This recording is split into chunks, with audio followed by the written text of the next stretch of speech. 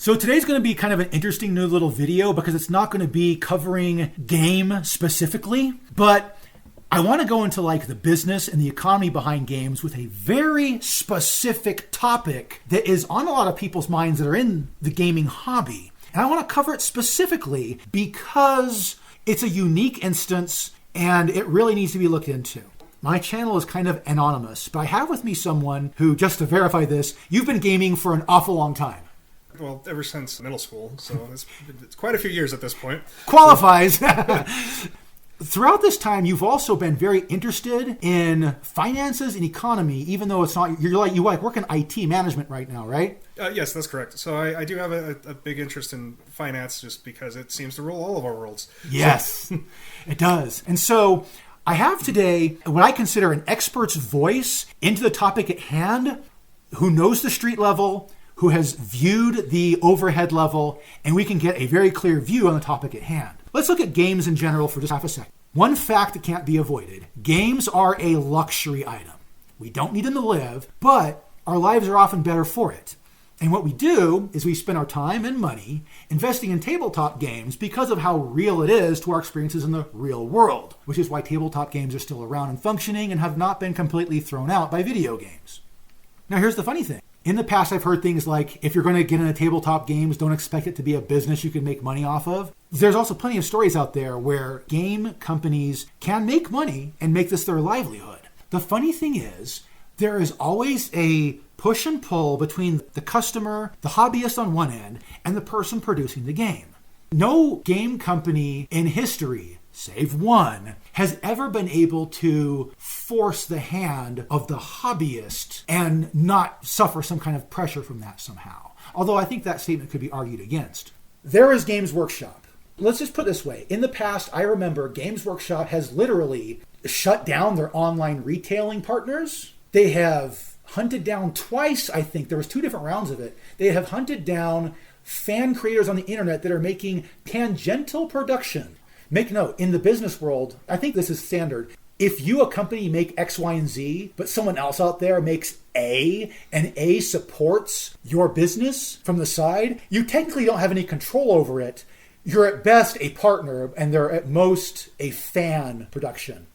I imagine there's going to be different gray areas as far as like copyright goes. Generally, you do have a degree of, I believe, fair use. Yeah, fair use. It's not uncommon to see, someone really enjoys a hobby. It's not uncommon to see someone get excited and want to make something that's custom, right? Yeah. Before, GW really, I feel, encouraged kit bashing. If you look at them now, they're starting to go in a direction where if the model kit doesn't come with the option, it's no longer an option in the army. That's sad. Yeah. Well, it's bled out of the game. Now, I understand there is a good reason for it. These models have gotten more and more expensive. I mean, I remember back in the day when a box of Terminators was $50 and a Land Raider was $50. And yeah. I don't even know what they are now.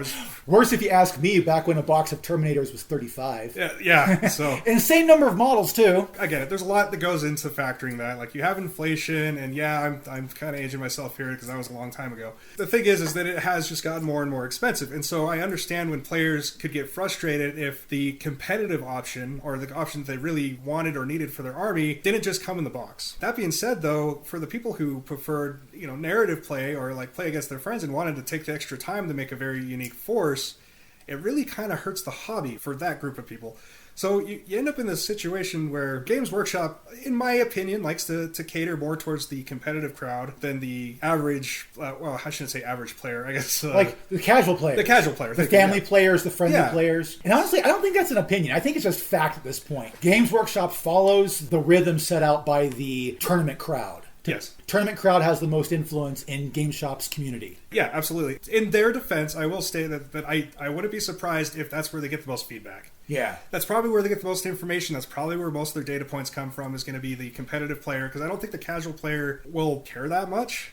Yeah. So it is a shame, because I do think some of the thing that made Games Workshop and like Warhammer, both Fantasy and 40K, magical for a lot of people was this ability to customize and kit bash your army.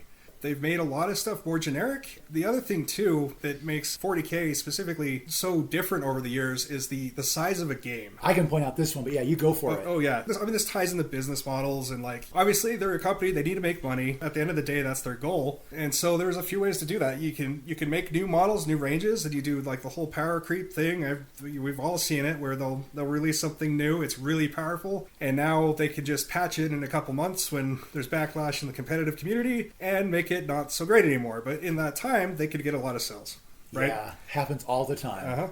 Another thing that they have done is they have taken the model count for a game and just exponentially increased it. For those who are familiar with the older editions, you'll remember that you maybe had like a platoon of guys and 1 or 2 vehicles. That was your whole army. To me, that was a more interesting time because you couldn't afford to bring everything. Yeah. You really had to pick and choose your forces. You really had to decide. Isn't there a strange thing in like army building now in 40K where you don't even pay for options? They just come with your unit? Yes. Army building has gotten very simplified, which to me is ruined modern 40K for me personally. Because a lot of the fun of the game for me is actually just, coming up with lists, right? Hey, what would be cool? What would be fun? What would be thematic? The funny thing is let's be honest. I don't know why the company went in that direction, putting that in their books, because it seems like it goes against making the game fun for players. I think it's trying to appeal to a wider crowd of people. You see it in video games these days too, where things have gotten simpler and easier. Mechanics are easier to try and cast a wider net. I get it. It's just the game I started with and the game it is today is not the same. This is decades apart at this point. However, there's going to be a lot of old-time gamers who are simply just going to say, hey, I don't care for this anymore, and we'll walk away, but they'll attract new customers, and that's ultimately their goal. They don't make any money off of people selling their armies. They make money off of them selling their miniatures. Yes. Well, and a bunch of other things now, because obviously they're into video games. They do their own media. I've honestly wondered for some time now if they're actually trying to get away from miniature wargaming. Look at what they have now. Like, they have highly successful video games. You have Warhammer Plus, which is their own streaming service. They're a very multimedia company, and it's interesting. I'm curious to see where they go. From a business standard, that's a smart idea because you are diversifying your product and you have multiple different markets you can make money from. However, let's look at what made Games Workshop actually famous, and let's look at what made Games Workshop actually good. They used to focus on the war game. And at a certain point in time, it just looked like they had abandoned everything but Warhammer 40K, and they were pretty much, even if it was a specialist game, they were pushing the Warhammer 40K brand and model. That focus on the game did give them a quality where people can look back on, let's say, 4th edition, 5th edition, 7th edition even, with a fond view. But the thing is you got to the point where 40K won the popularity contest over the decades. They did. I would also make the argument that they actually did have probably the best marketing, not marketing, but probably the best market strategy. As much as I hate when a company kills a game, you can still play your old games. No one's saying you can't. But it feels like it's dead. Right? Yeah. Well, that's half the reason my channel has a name. There's this weird mentality out there where if your game is not getting constant support for the company, it's considered a dead game. Yeah. And let me tell you something. Warhammer Fantasy, the original version, is technically a dead game right now. I think one thing that's strange about the model of Games Workshop, I think it is the community that drives it anymore, not the company. And I'm going to just bring out a possibility to discuss that because look at all the stuff Games Workshop has done to us. Back in the day, you could buy a box of Space Marines that was $25 and you got 10 Space Marines. Now it's like, what, $55 and you get 5? I think it's over 60, but Oh, boy. I'm not sure. I haven't bought a new box of Marines for some time, if I'm being completely honest. I don't know. I do think GW's marketing decisions, even if I don't personally like them myself, because I'm a little jaded, I miss my old game. I do think that they have generally made good ideas as far as marketing goes. One of the best examples I can think of, back when they were killing off specialist games, and a lot of people were upset about this, right? Like, because people like their Battlefleet Gothic, people like their Epic Armageddon. Oh, yeah. The community has kept it alive and still have, and we've seen some of that come back. Like, Legions Imperialis is essentially your old Epic Armageddon, but in 30K. I don't know how well that's sold. I love it personally, but I doubt it's one of their top grossing products. But to draw a comparison, they were shrinking their catalog at a time where other companies were trying to grow it. And so, like, a good example is there's this game I used to play back in the day that I absolutely loved. It was called AT-43. Oh, okay. And it was a cool game, right? Like these games came with, you had your unit cards, which has become more common these days, and it really wasn't a thing back then. They had an interesting initiative system where you had to put your cards in a certain order, and that's how your units activated in the following turn. All the models came pre-built and pre-painted, and it was genuinely a really fun game. Now, the problem is the company that was making it expanded too far too fast and went bankrupt. They saw a little success with their handful of armies at first, and then they just said they went and announced 2 or 3 new armies. All of a sudden, sales didn't keep up with that. They're not the only company to be affected like this. Like, look at Spartan Games, another great example. Yeah. So I understand GW's angle in trying to downsize and focus on 1 or 2 things as their primary product, because that's how it always has been for them, right? I shouldn't say always. They didn't actually even start with 40K or fantasy. They started making with wooden board games at first. Citadel Miniatures was actually the real moneymaker for Games Workshop back in the day, because they made D&D miniatures, they made Rune Press miniatures. Which is ironic. And historical games, too. They had historical games. Yeah, well, it's kind of ironic, too, going back to our talk about free use and third-party people developing for another product, especially with them going after people like that, because they started that way. Yeah, they were. They were making stuff essentially for TSR, and I forgot who makes RuneQuest. Wasn't that Chaosium? I think it was sure. Chaosium. Games Workshop also has gone under different leadership. Oh, absolutely. Let's put it this way. Let's talk about it instead of editions. Let's talk about time frames. It started in the 70s, and during the 80s and 90s, it was under one set of leadership. Paul Sawyer, what was his name? Not Andy Serkis. I forgot his name. There was a different set of leadership that Games Workshop had back in the 80s and 90s that had a whole different attitude. And then during the 2000s and 2000 teens, they kind of wandered out from working from Games Workshop and went after their own products and their own game lines. And in the 2000 teens, they started to develop a whole new generation of guys. I think their oldest, most senior designer right now is like Robin Cruddas and Gavin Thorpe. Those guys were young little whippersnappers of designers back in the day. So it's a really weird thing to see the next generation of Games Workshop being run with those guys being like the senior members of the design team. And that's the funny thing about Games Workshop. It has changed so much over time that you can honestly look at Games Workshop and say it's a different company now, and that 40K is a whole different game. So looking at us overall, my biggest gripe about Games Workshop has never been their lore. They changed the rule set, like they used to change it every 4 or 5 years. Now it's almost like they're putting out a new edition every 2 or 3, right? I mean, they have those, is it the General's Handbook? I forgot what it's even called. I don't even follow Games Workshop anymore, but I know one thing. It's like every 6 months. So. Yeah, exactly. Games Workshop has gotten to the point where they fluctuate their rules so often. Think about it. This is a tabletop game, guys. It's one of those things where I have come across people who honestly are going back and playing older editions. They don't want to play the newer editions of 40K. They want to play a more stable edition where they're not going to have some new rule wander in and ruin their game. Warhammer 40K has gotten to the point where the thing I used to complain about Games Workshop in general back in the day, where their rules were shifting every 4 or 5 years, has now gotten exponential. Yes. And I used to complain about their prices, but I still bought Games Workshop stuff. Now they've priced me out of the market. And it's always been a thing that just throttles my mind. How the hell does Games Workshop literally sell you less miniatures at a greater price and people still buy it? Well, here's a great example. Yeah. Look, the Casterkin squad. Mm-hmm. It's a kill team kit, so it's $70. So they're using the kill team kit as the 40K kit too. Yeah, for 10 guys, it's $70. And I get it. You get all the kill team pieces in there, but if you're using it for 40K, you're really kind of just overspending on a unit. They look great. Some of the best models I've seen. And I always thought Casterkin were cool, and these ones look incredible.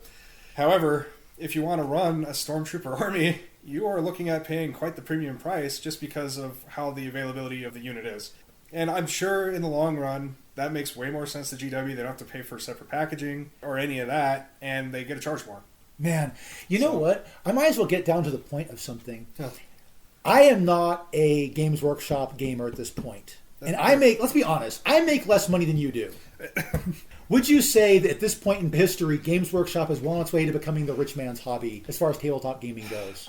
Yes and no. I do think they still have a small corner where they can grow with people just starting out, because kill team and skirmish games like that are actually a really good idea, right? Mm-hmm. You don't have to, because part of the biggest problem that GW had not even that many years ago is the cost of entry. The barrier to entry was huge. Like, if you bought an army box, it wasn't really an army. If it was previous editions, 4th edition, for example, oh, yeah, an army box was an army. Oh, yeah. I've been there, and I purchased those myself. Yeah. 3rd edition army box was amazing.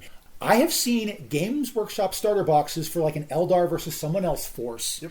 And it costs like $200 for a box set that maybe gives you a headquarters, a vehicle, and 2 squads. And that's not even enough to make a real functional army points-wise. So I remember it wasn't that long ago where if you did a comparison of the combat box... Combat Patrol box. Combat Patrol, thank you. Yeah. So it's essentially the new army box, quote-unquote. There was a good example where if you took the points per dollar spent, the difference in each box was just massive. And so, like, the highest value was Custodes because they're already a super elite army, so the box could actually start pushing to, like, a significant amount of points. But then you had the Eldar box, which was, like, I believe less than half the points for the same price. And so, like, that's the thing is, like, for the people getting into this game, the army they may want to play might actually just obviously be too expensive for them. You know, if they want to play a more elite army, that's an option. I don't think that's a great way to handle it. That's where I think Kill Team actually fills a niche, because you have this game where it's squad-based combat, and you really just need the one box. And yeah, I do feel like Kill Team boxes are expensive. I think the starter teams, the starter boxes, because the starter boxes still cost $200 to $300 from what I've seen. Yes. As of recent, because I've looked at recent prices. I was looking. Someone had a sale on like the new Mandrake box for Kill Team, and someone was selling them for $60. Wait, on sale for $60? And I think as a closer comparison, going back to Bolt Action, especially because... Bolt Action is the worst comparison, because you can actually buy army deals in freaking Bolt Action that are like $200, and it's all you freaking need to play the game for the entirety of your career. Not even that much. Yeah, you're about to point out the actual worst thing. So, for example, for Bolt Action, I bought this British and Inter-Allied Commandos Bolt Action starter army, which came with 30 commandos, 2 weapons teams, an HQ, and like a medic, some command figures, and a Centaur tank. And a Centaur tank? And a Centaur tank. Wait. That box is the same damn size as a freaking Warhammer 40k Terminator box. Yeah. And it has a tank in it? It does. And that's a 28mm tank. Yes, these are all 28mm models. The thing is like, I actually can't even fit all these in a normal 1,250 point list. They gave you more than necessary. This is more than army. Now, granted, this is considered an elite army. These are all special forces, commandos, veterans, etc. But my point being is that I'm pretty sure this box was under $100. Wait, like 80 or 90? I think it was. Oh my God. Sure. I'll look it up for you. And you brought out the one thing I was kind of wanting not to do, but you still did it, and it was a good thing. Sorry. No, it's okay. There are companies out there that whoop the living shit out of Games Workshop when it comes to priceability of their forces. Bolt Action is the worst example. You spend the least amount of money to get the most amount of bang for your buck for Bolt Action. I can tell you because I've played Bolt Action extensively. He just spent $90. We're gonna aim high and say $90. Okay, so currently it's $110. I don't think I spent that much, but I have had this for a little while. Yeah, okay. So you bought that before there was inflation going on. Yeah. Oh, we had also the tariffs. That was probably the tariffs. Yeah. But dude, look at this. You bought the game. If all you wanted to do is play British Commandos and have that beautiful Centaur / Cromwell running around, because you can probably option out the turret, can't you? Oh, this one was an all resin model. Some of them are plastic, and you can option out like freaking A. I think there's 3 different versions you can make out of the Sherman. Oh yeah, the Sherman especially. Yeah. There was a time where GW... Now, to be fair, the people at Bolt Action, I think a lot of them are ex-GW. Oh, like 100%. They are an ex-GW company. Paul Sawyer and the guy who did Battlefield Gothic. Oh, yeah. I forgot his name. Andy Chambers. Yes. Andy Chambers. Here's the thing. Bolt Action and Warlord Games is exactly the opposite of GW, if you ask me. If you wanted to have the full game of Warhammer 40k and you bought their starter box, what else would you have to buy besides their starter box to have the full experience of Warhammer 40k? You need a lot. And, like, that's the thing is we're talking... Oh, man. I mean, again, it depends on the army. Most army boxes... Even going with like the Custodes where you essentially could get the least, you're still looking at, I don't know, like 2 or 3 times the price of the combat box just to have a feasible army. Like, and that's one of the cheaper ones, right? Part of this comes down again to Warhammer went from a game where you had a platoon of guys and maybe a tank or 2 in like a character. You had to make a choice on your heavy weapons. To you can now field your entire collection in one battle. Oh God, yeah. Which, led to drawn out games, parking lot scenarios. This is a 28mm game, guys. Like, yeah. A 6x4 table will only hold so much. Yeah. The point being is to get to a point where you can play the game, there's significant investment, far more than it used to be. And as I've said before, like, obviously prices increase. There's no stopping that. It happens everywhere. Ultimately, you're looking at a pretty steep way to get into these games. Alternatively, I'm a big fan of bolt action, but in part because it feels like I'm playing old 4th edition. Yeah. Like so many other people, Warhammer is what got me into the tabletop gaming hobby. Games Workshop is in a very strange position right now, where they are the face of wargaming. And they are also, to be perfectly honest, they're not going to be able to grow their market much more, because to get in a new player, they have to be willing to throw $300 to $3,000 at a game. And we're in a point in history where there are more people in poverty than there have been in previous times of history. Yes and no. How do you think Games Workshop is going to handle the fact that most people can't afford to play Warhammer 40K? I think they've, with them essentially diversifying their portfolio. I mean, if they were still just a miniatures company, they might be looking at harder times, especially with tariffs and everything else, right? Mm-hmm. But they're not anymore, right? Like, they have their video game deals, and every time one of these games come out, it gets people excited for the tabletop game as well, which is interesting, because you would think maybe that would translate to other things like the Halo games. Yeah. But I don't think you really see it there. That's because it's a video game first and a miniature game second, where this is the other way around. I think they have enough avenues to where they don't necessarily... I don't know how much of their revenue comes from the miniature side of their business anymore. Let's be honest, they probably have more people who have played their video games that even know that the miniature game exists. At this point in time, I don't know if that'll be accurate now, yeah. But in the future, if you're watching this video, that probably is the case as of this moment in time where you're watching the video. I'll put in my one thing I've noticed happen with a lot of Warhammer hobbyists, and I will use the term Warhammer hobbyist as opposed to Warhammer gamer. They don't play Warhammer 40K. They just buy random miniatures that Games Workshop makes. They buy Black Library novels, and they research the lore. And they're lore players. They like to build models. They like to read the lore. They don't play the game because the game is a whole different avenue. Yeah. And it doesn't fit their lifestyle at all. And so through Black Library, Games Workshop makes that possible, which is hilarious because if you ask me, the war game is actually more concise and consistent than Black Library. Black Library contradicts itself so often, especially old Black Library versus new Black Library. I mean, they have a lot of authors writing about the same stuff. And they clash all the time. Yeah. I have the opinion that it might come to pass in the future where Warhammer 40K might become the specialist game. It might become mostly a video game and bookseller. I could see that. And again, it goes back to I've wondered if they're eventually planning to get out of the miniature business.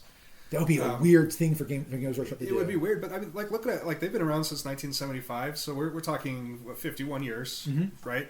So if they're around for another 51 years, which, by the way, folks, modern businesses really don't last that long anymore. Like, if you get... most companies, I don't know what the average is these days, but it's not terribly long, not like it used to be. Like, that would be huge for them, but they may eventually just be something else entirely. We see that in businesses anyway. We are at a point where the original Games Workshop doesn't exist anymore. The new Games Workshop is a multimedia, essentially conglomerate that is pushing its IP into various different markets in the world. And it may be that, I would even say less time, 20 to 30 years from now, it may be a whole different style of company. Oh, yeah. I wouldn't be surprised if eventually they do change what their entire company's about. Sometimes companies have to do that to survive. Yeah. GW, I feel like they do have good marketing strategy. Obviously, they know how to make money. I think there's no question about that. You talk about them having good marketing strategy. You know what really I think is pushing Games Workshop right now? Their fan base. Were it not for the loyalty of the Warhammer 40K fan base, they would have been making less money. Well, okay, so I do agree with that, but I also think they have a way of attracting new fans, they do, and that's kind of a big deal, right? Like, because the marketing is big, right? Marketing rules everything in a lot of ways. Like, a lot of the older players are probably still feel a little upset about how things have changed, but they attract enough newer players that they still grow. That's just kind of how it works.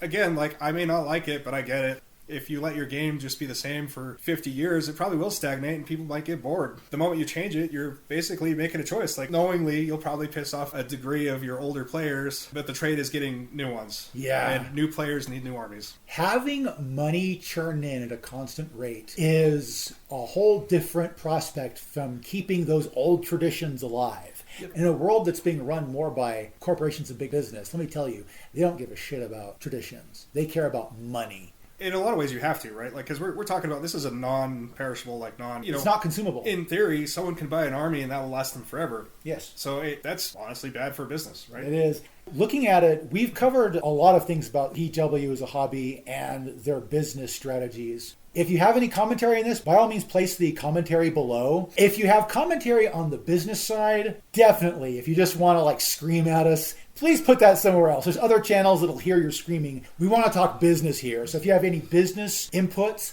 please drop them below. I'll be glad to read your comments and comment thereof. But yeah, thank you very much for coming on. And for expressing the very surface level of what we have seen with the business of Games Workshop and why it still works compared to other game businesses. Yeah, you're welcome. I definitely think they have an interesting history, and it's interesting to compare them to other companies to see why they succeed. Sometimes it just seems like blind luck. Thanks for watching my video, and may the dice ever roll in your favor.